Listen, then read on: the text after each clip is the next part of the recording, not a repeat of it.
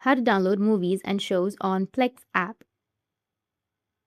So if you want to download movies and shows on Plex app, then what you need to do is first you need to make sure that you have a stable internet connection, and then open up your Play Store. From your Play Store, you need to go with search and search for Plex.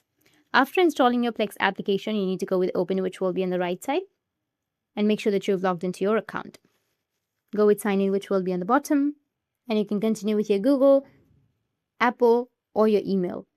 So I'll just simply go and sign in with my Google. Once you've signed in, you will get this kind of interface. Just simply go with finish, which will be on the bottom. Now here you need to go and select a movie or a TV show that you would like to download. So I'll just simply go with the first one. You will find the download option right here. You can go with the three dots, which will be on the right side, and you may have a download option. But for that, what you need to do is go ahead and tap on the home screen again. Once you get back to your home screen, you need to go with your profile, which will be in the top right, and you will have an option of Plex Pass, or in other words, it's Plex subscription. So you need to have Plex subscription, or you need to upgrade to Plex in order to unlock the feature of download.